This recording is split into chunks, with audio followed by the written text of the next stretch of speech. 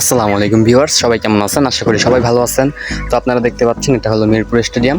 তো 2024 সালে প্রথম আমি বিপিএল দেখতে যাই তখন এই ভিডিওটা করা, কিন্তু এতদিন ছাড়ি নেই। তো এখন আপনাদের দেখাবো কেমন ছিল আমার 2024 সালে বিপিএল দেখা। আর আশা করি আপনারা ভিডিওটি সম্পূর্ণ দেখবেন এবং আমার চ্যানেলটি সাবস্ক্রাইব করে রাখবেন, পাশে থাকা বেল আইকনটা বাজিয়ে রাখবেন পরবর্তী কোনো ভিডিওর জন্য। তো আর কথা না বলে ভিডিওটি শুরু করা যাক। প্রথমেই 230 টাকা দিয়ে অনলাইন থেকে এই টিকিটটা নিয়েছিলাম। তারপরে চলে গেলাম মতিঝিল মেট্রো রেল স্টেশনে। এখান থেকেই আমি চলে যাব মিরপুর 10 মেট্রো রেল স্টেশনে। আর মেট্রো রেল থেকে আমাদের ঢাকা খুবই সুন্দর লাগে। আপনারা যারা এখনও মেট্রো রেলে উঠেন নাই, জীবনে একবার হলেও মেট্রো রেলে উঠে দেখবেন।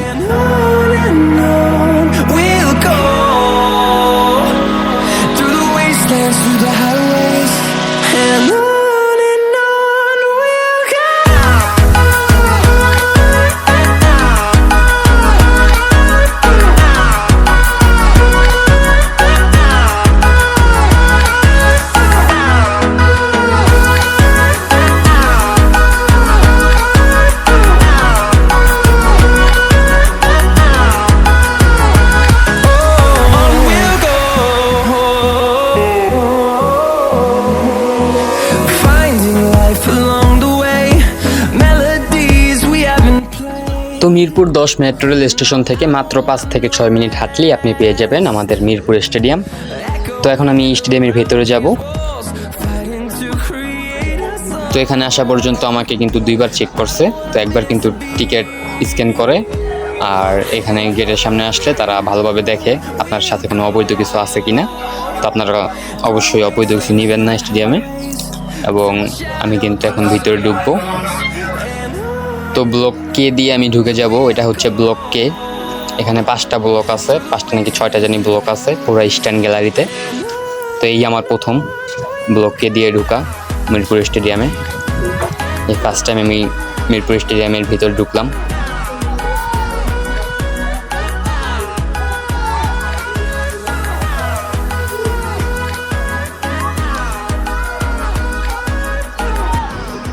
সত্যি বলতে অনেক ভালো লাগতেছিল, কারণ বাংলাদেশ প্রিমিয়ার লিগ, বাংলাদেশের একটা ঘরোয়া টুর্নামেন্ট, বড় একটা ঘরোয়া টুর্নামেন্ট। আর এই ম্যাচটাই ছিল আমাদের মুশফিক, তামিম, মাহমুদুল্লাহ, শান্ত আর অনেক বড় বড় নাম। তো যাই হোক, খুলনা আর বরিশালের ম্যাচটা আমি খুব এনজয় করছি। আর এখানে ছিল ফ্রি পানির ব্যবস্থা। মূলত জুলাইয়ে শহীদ হওয়া মীর মুগ্ধকে সম্মান জানাতেই মূলত এই ব্যবস্থা করছিল বিসিবি। আর এখান থেকে আমি না হলেও 10 থেকে 12 গ্লাসের মতো পানি খেয়েছিলাম। যাই হোক, এই বিষয়টা আমার কাছে ভালো লাগছে। তার কিছুক্ষণ পরেই শুরু হয়ে গেল টস। তো টসে দেখলাম মেহেদী হাসান মিরাজ এবং তামিম ইকবাল, তারা দুজন আসছে টসের জন্য। তো ফরচুন বরিশাল টসে জিতে ফিল্ডিংয়ের সিদ্ধান্ত নিলেন এবং প্রথমে ব্যাটিং করবে খুলনা। তো এখন খুলনার ব্যাটিং এনজয় করতে হবে। কিন্তু আমি এই ম্যাচে ফরচুন বরিশালকেই সাপোর্ট করছি। মূলত তাদের দলে ছিল 4 জন বাংলাদেশের ক্যাপ্টেন এবং তাদের দলটা অনেক ভালো ছিল, খুবই গুছানো একটা দল ছিল।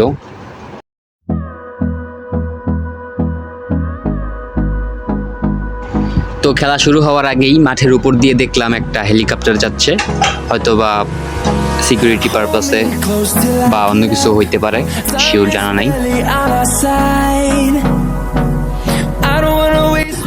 তারপরে ম্যাচটি কিন্তু শুরু হয়ে গেল। এখন আমরা সবাই মিলে ম্যাচটি এনজয় করব। আর প্রথমেই আমাদের সামনে ফিল্ডিং করতে আসলো তাওহিদ হৃদয়। আপনারা অনেকেই তাকে চিনেন, খুব ভালো একজন ব্যাটসম্যান, বর্তমানে অনেক ভালো খেলতেছে বর্তমান দলে।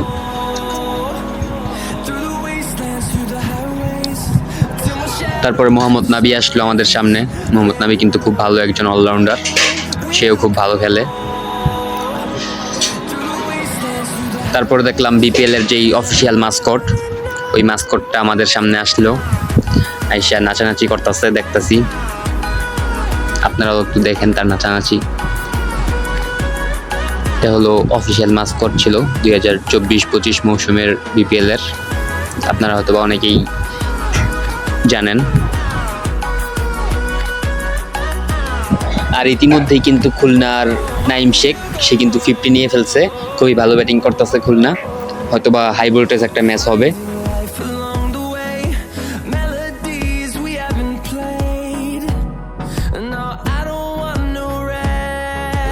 তো প্রথম ইনিংস শেষে বরিশালকে 188 রানের টার্গেট দিল খুলনা। তো এখন বরিশালের ব্যাটিং, দেখা যাক বরিশাল কি নিতে পারে কিনা এই রান। আর এটা কিন্তু আফিফ হোসেন, আপনারা অনেকেই তাকে চিনেন, ভালো একজন খেলোয়াড়। আর সেদিনকার আবহাওয়াটাও ছিল অসাধারণ, খুবই ভালো ছিল ওয়েদার।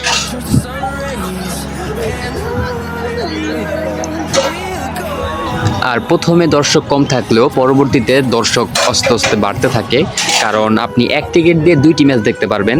প্রথম ম্যাচটি শুরু হয় 1:30 বাজে, পরের ম্যাচটি শুরু হয় 6:30টায়, যার কারণে 6:30টাও ভালো একটা ম্যাচ ছিল এবং মানুষ আস্তে আস্তে বাড়তে থাকে। তো বরিশাল কিন্তু খুবই ভালো ব্যাটিং করতেছে, ডেভিড মেলানের 50 হয়ে গেছে। দেখা যাক, হয়তোবা বরিশালই এই ম্যাচটি জিতবে।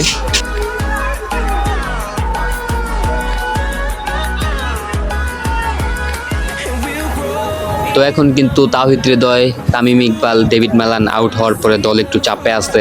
তো দেখা যাক, মুশফিকুর রহিম, মাহমুদুল্লাহ তারা হয়তো ভালো একটা ফিনিশিং দিতে পারবে।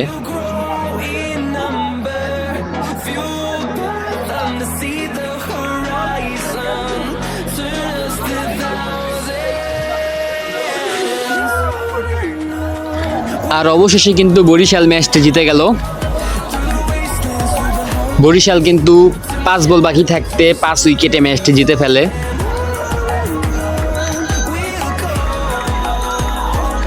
আর এই ম্যাচে ম্যান অফ দ্য ম্যাচ হয় ডেভিড মালান, 37 বল খেলে 63 রান করেন তিনি।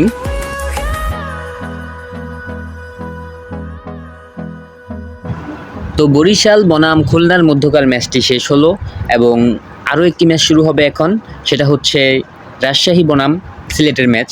তো এই ম্যাচটাও আমরা দেখব। তো তার আগে আমরা নিচে যাব এবং কিছু খাওয়া দাওয়া করব। তো চলেন চলে যাই নিচে।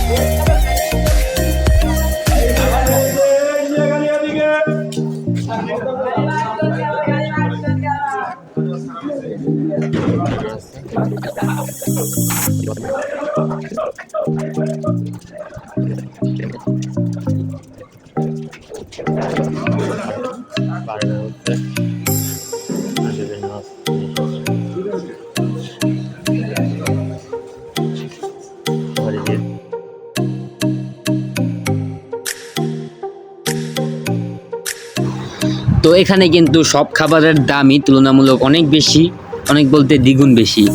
তো যার কারণে আমি বেশি কিছু এখান থেকে কিনি নেই, আহামরি কিছু কিনি নেই, জাস্ট শুধু একটা কাপ নুডলস কিনি, তারপর একটু পানি খাই, শেষ।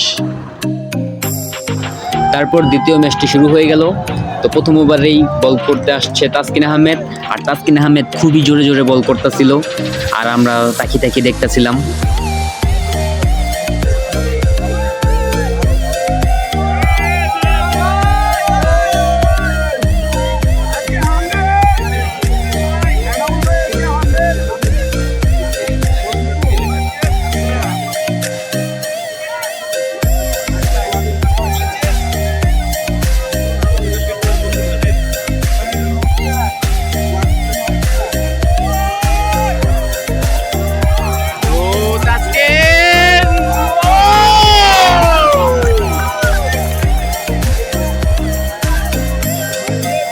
আর পুরো ম্যাচ না দেখে আমি চলে আসি মিরপুর 10 মেট্রো রেল স্টেশন, কারণ মেট্রো রেল 9টার পরে বন্ধ করে ফেলে, আর আমার দেরি হলে আমি বাসা যেতে পারবো না, তাই 8টার দিকে আমি চলে আসি মেট্রো রেল স্টেশনে।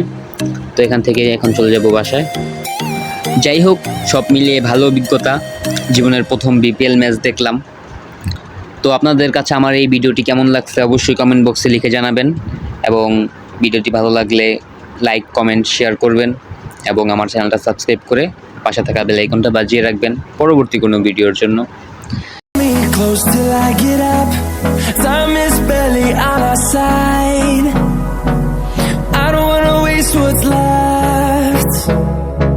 The storms we chase are leading us, and love is all we'll ever trust. Yeah, no, I don't wanna waste what's left. And on we'll go,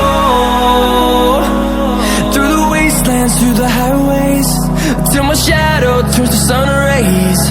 And on